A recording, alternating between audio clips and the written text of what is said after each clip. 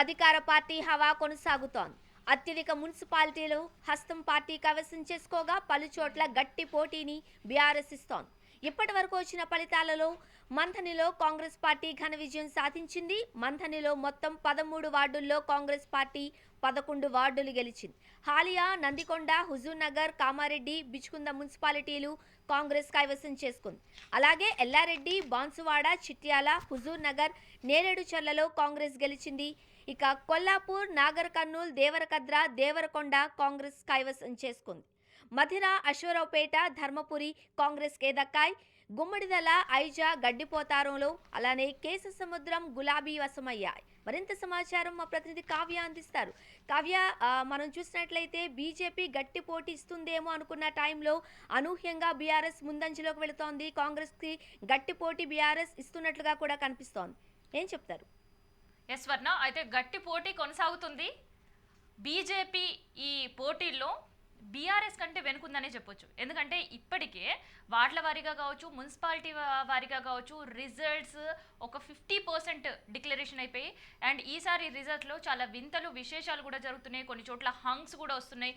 ఇంకొన్ని చోట్ల టాస్ వేసి గెలుపు ఎవరిదనే డిసైడ్ చేసే పనిలో కూడా ఎలక్షన్ అధికారులు పడ్డారు. ఇవన్నీ కూడా నేను చెప్తా. రాష్ట్ర వ్యాప్తంగా 136 కౌంటింగ్ కేంద్రాలు ఏర్పాటు చేసిండ్రు. సో గట్టి బందోబస్తు, నిఘా ఉంది. అండ్ గెలుపొందిన అభ్యర్థులు ఎవరు కూడా ర్యాలీలు తీయొద్దు అంటూ కూడా కొన్ని రిస్ట్రిక్షన్స్ కూడా ఉన్నాయి. అయితే ఇప్పటికే మనకి మున్సిపాలిటీలు చూస్తే 116 మున్సిపాలిటీల్లో 33 మున్సిపాలిటీలకు సంబంధించి డిక్లరేషన్ అయిపోయింది. అండ్ వార్డ్స్కి సంబంధించి మనం చూస్తే 2581 వార్డ్స్కి సంబంధించి దాంట్లో 1075 వార్డ్స్ సంబంధించిన రిజల్ట్స్ కూడా రావడం జరిగింది. అయితే వచ్చిన వాటిలలో రెండిట్లో కూడా కాంగ్రెస్ లీడింగ్లోనే ఉంది. అయితే అధికార పక్షంలో ఉండే ఏ పార్టీ అయినా కూడా లీడింగ్లో ఉండడం అనేది క్వైట్ కామన్. సో అలాంటి ఎలక్షన్ ట్రెండ్, రిజల్ట్ ట్రెండే ఈసారి కూడా మనకు కనిపిస్తుంది. అయితే ఇంకా నేను విచిత్రాలు చెప్తానని చెప్పిన కదా ఇందాక మీకు.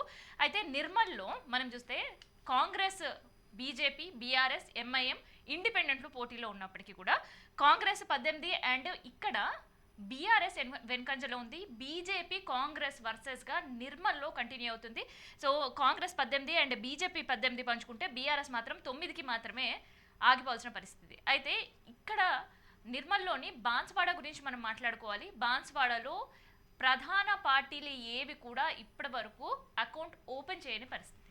సో కంప్లీట్గా ఉండే 27 వాళ్ళల్లో కూడా బాన్స్వాడలో 7 ఎంఐఎం కైవసం చేసుకుంది, 5 ఇండిపెండెంట్లు లీడింగ్లో ఉండే పరిస్థితి. అయితే ఇప్పటివరకు ప్రధాన పార్టీలు బాన్స్వాడలో అడుగు పెట్టలేరు. అండ్ అలంపూర్ మనం చూసిన బీఆర్ఎస్ అండ్ కాంగ్రెస్ హంగ్ ఏర్పడిన పరిస్థితి చూస్తున్నాం. అండ్ దేవరకాద్రలో కూడా సేమ్ సీన్ కనిపిస్తుంది. అయితే దుబ్బాకలో బీజేపీ వర్సెస్ బీఆర్ఎస్గా ఉంది. ఇన్ జనరల్గా ఇక్కడ బీజేపీ వర్సెస్ కాంగ్రెస్గా ఉంటుంది అని అందరూ ఎక్స్పెక్ట్ చేసినా ఇక్కడ కాంగ్రెస్ లేదు. అండ్ బీజేపీ వర్సెస్ బీఆర్ఎస్గా పోరు కంటిన్యూ అయింది. అండ్ ఇద్దరికి కూడా 357 సేమ్ ఓట్లు రావడంతో అక్కడ ఎలక్షన్ అధికారులు టాస్ వేసి విజేత ఎవరో ప్రకటించాలి అనే కార్యక్రమం కూడా ప్రారంభించారు. అండ్ కరీంనగర్ గురించి మనం మాట్లాడాలి. ఎందుకంటే ఎన్నికల ప్రచారాల సమయంలో కరీంనగర్ విమర్శలకు అండ్ మాటలు కోటలు దాటడానికి కేర్ ఆఫ్ అడ్రస్గా నిలిచాడు బండి సంజయ్. సో ఖచ్చితంగా కరీంనగర్ గెలుస్తాం, మోడీకి గిఫ్ట్గా ఇస్తాం అని ఎన్ని మాటలు మాట్లాడినా, ఎంత వ్యూహాత్మకంగా ప్రచారాలు చేసినా అవేవి కూడా ఫలించని పరిస్థితి కనిపిస్తుంది. ఎందుకంటే ఇక్కడ లీడింగ్లో సేమ్ కాంగ్రెస్ ఉంది అండ్ రెండో స్థానంలో బీఆర్ఎస్ కంటిన్యూ అయ్యే పరిస్థితి కనిపిస్తుంది. మరి బండి సంజయ్ చేసే ప్రచార వ్యూహం ఫలించని సిచ్యువేషన్స్ అయితే మనకు కనిపిస్తున్నాయి. అండ్ దాంతోపాటు సూర్యాపేట గురించి మనం మాట్లాడుకోవాలి. సూర్యాపేటలో ఒక విచిత్రమైన పరిస్థితి కనిపిస్తుంది. ఎందుకంటే బ్యాలెట్ బాక్స్లు ఓపెన్ చేసిన తర్వాత ఓట్లు మాత్రమే ఉంటాయి, కానీ ఇక్కడ వినతి పత్రాలు కూడా అందించే పరిస్థితి కనిపిస్తుంది. ఇందులో రిటైర్ ఉద్యోగులు రిటైర్మెంట్ బెనిఫిట్స్ మాకు అందించండి అంటూ రిక్వెస్ట్ చేసి లెటర్ రాసి అందులో వేసారు. అండ్ దాంతోపాటు ఇక్కడే 47వ వార్డుకి సంబంధించి ఇంకొక లెటర్ కూడా ప్రత్యక్షమైంది. సో ఆ లెటర్లో వాళ్ళు ఏం రాశారంటే, రోడ్డు విస్తరణ జరిగే సమయంలో మా ఇల్లు కోల్పోయాము, ఇల్లు కోల్పోయిన వారికి ఇప్పటి వరకు ప్రభుత్వం నష్టపరిహారం ఇవ్వలేదు, అందులో కొంతమంది కుటుంబాలు చనిపోయారు, ఇంకొంతమంది కుటుంబాలు మాత్రమే ఉన్నాయి, వారికైనా న్యాయం చేయండి మహాప్రభు అంటూ లెటర్లు కూడా రాసిన సిచ్యువేషన్స్ కనిపిస్తాయి. అదే ఎలక్షన్ ట్రెండ్లో ఇట్లాంటి లెటర్లు ఎప్పుడూ కనిపించలేవు కానీ సో అది సూర్యాపేట్కి మాత్రమే సొంతం ఉండే పరిస్థితే కనిపిస్తుంది. అండ్ దాంతోపాటు బ్యాలెట్ పేపర్ లెక్కింపు ప్రారంభించినప్పుడు సర్వసాధారణంగా కాంగ్రెస్ అధికారంలో ఉండే ఏ పార్టీ అయినా అటువైపు ఓట్లు ఎక్కువ ఉంటాయి, కానీ ఇక్కడ మాత్రం రివర్స్ ట్రెండ్ కనిపిస్తుంది. బీఆర్ఎస్ బీజేపీ వైపే ఈ లెక్కింపు అనేది కంటిన్యూ అవుతుంది. స్వర్ణ.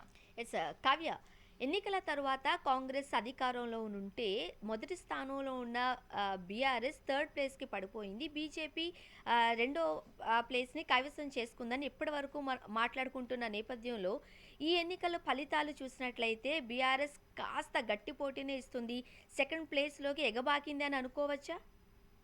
సో అన్ని వాళ్ళల్లో అన్ని మున్సిపాలిటీల్లో అది హైలీ ఇంపాసిబుల్. ఎందుకంటే కొన్ని మున్సిపాలిటీ ఇప్పుడు సిరిసిల్ల లాంటి దాంట్లో మనం మాట్లాడుకుంటే అక్కడ కేటీఆర్ ప్రభావం ఎక్కువ ఉంటుంది. అండ్ ఇక్కడ కాంగ్రెస్ సంబంధించిన మంత్రుల ప్రభావితం ఉండే ప్రాంతాల్లో ఖచ్చితంగా కాంగ్రెస్ కైవసం చేసుకునే అవకాశాలు ఎక్కువ ఉంటాయి. అండ్ బీజేపీ కేంద్ర మంత్రులు వెళ్ళి ప్రచారం చేసినా మనం కరీంనగర్ రిజల్ట్స్ చూసినాం. బీజేపీ అక్కడ ట్రెండ్లో ఫస్ట్ ప్లేస్లో లేకుండా అక్కడ కాంగ్రెస్ లీడ్ చేసే పరిస్థితి కనిపిస్తుంది. అక్కడ కాంగ్రెస్ లీడ్ చేస్తుంది అంటే ఎంఐఎం ప్రభావం ఎంతో కొంత ఉండే సిచ్యువేషన్స్ అయితే మనకు కనిపిస్తాయి. సో మొత్తానికైతే అధికార పార్టీలో ఉండే వాళ్ళకి అత్యధిక మెజారిటీ అనేది ప్రతి ఎలక్షన్స్ రిజల్ట్స్లో చూస్తున్నాం. అదే ట్రెండ్ ఈసారి కూడా కంటిన్యూ అవుతుంది. అండ్ ఎగ్జిట్ పోల్స్ చెప్పిన ప్రకారమే Congress first place and next place BRS ఉంటుంది. మేబీ ఎంఐఎం బీజేపీ రెండు సమానంగా వచ్చే అవకాశం ఉంటుంది. అండ్ ఇక్కడ ఇప్పుడు వస్తున్న ఫలితాల్లో ఇండిపెండెంట్లు కూడా గట్టి పోటీ ఇచ్చే పరిస్థితి కనిపిస్తుంది. కొన్ని ప్రధాన పార్టీలు ఉండే వాళ్ళల్లో కావచ్చు, మున్సిపాలిటీలో కావచ్చు, అక్కడ ఇండిపెండెంట్ల హవా కూడా కంటిన్యూ అవుతుంది. స్వర్ణ. సో ఇప్పటి వరకు కాంగ్రెస్ పాలనకు ఇది రెఫరెండం అనుకోవచ్చా ఈ ఫలితాలు, లేదంటే రాబోయే ఎన్నికలకి ఈ రెఫరెండం అనుకోవాలా? డన్. అయితే ఎన్నికలకు సంబంధించిన ప్రచార వ్యూహాలే కావచ్చు, పథకాలు అమలు కాకున్నా కూడా సో పథకాల గురించి కావచ్చు, లేదంటే వచ్చే అంటే ఈ ఎన్నికల సందర్భంలో రైతు అకౌంట్లకి మేము డబ్బులు సంబంధించి అంటే రైతు భరోసా కావచ్చు, మిగతా ఏవైతే వాళ్ళు స్కీమ్స్ పెట్టారో ఆ డబ్బులు వేస్తామని కావచ్చు, చేసే ప్రకటనల కంటే కూడా ఎక్కువ వాళ్ళని ప్రభావితం చేస్తుంది ఓటర్లని ఏంటి అంటే ఈసారి ప్రచారాలు చాలా కొత్త ట్రెండ్లో కనిపించాయి. ఎందుకంటే కేవలం ప్రచారాలన్నీ కూడా విమర్శలతోటే సరిపోయిన పరిస్థితి. ఆ విమర్శలో హాట్ టాపిక్ అయిన సందర్భాలు. సో విమర్శలతోటే సరిపెట్టారు కాబట్టి ఆ విమర్శలని అండ్ పార్టీలపైన నమ్మకం ఎంతవరకు ఓటర్లలో ఉంది. ఎందుకంటే ఒకటి కాదు రెండు కాదు 52 లక్షల మంది ఓటర్లు కూడా ఈ ఎలక్షన్లో పాల్గొన్నారు కాబట్టి ఎక్కువ అధికార పక్షంలో ఉండే పార్టీ వైపే ఓటర్లు మొగ్గు చూపే అవకాశం ఉంటుంది. ఎందుకంటే ఏదో ఒక డెవలప్మెంట్ జరగాలి, లేదంటే ఆగిన పనులు జరగాలన్నా, లేదంటే ఈ ఉండే 2.5 సంవత్సరాల్లో ఇంకేదైనా వర్క్ చేయాలన్నా అధికార పక్షంలో ఉండే వాళ్ళకే అవకాశం ఉంటుంది అని కాబట్టి ఓటర్ల ఆ దిశగా కూడా ఆలోచించే అవకాశం ఉంటుంది. కానీ ఎవరైతే పథకాల పైన నిరుత్సాహంగా ఉన్నారో అండ్ అధికార పక్షం పైన చాలా సీరియస్గా ఉన్నారో సో వాళ్ళు మాత్రం ప్రధాన ప్రతిపక్షంగా కనిపిస్తున్న బీఆర్ఎస్ వైపు మొగ్గు చూపే అవకాశం అయితే ఉంటుంది. ఇక కేంద్ర మంత్రులు ఎవరైతే ప్రభావితం చేసే ప్రాంతాలు ఉంటాయో సో అక్కడ బీజేపీ కాస్త పుంజుకునే అవకాశం అయితే కనిపిస్తుంది. స్వర్ణ.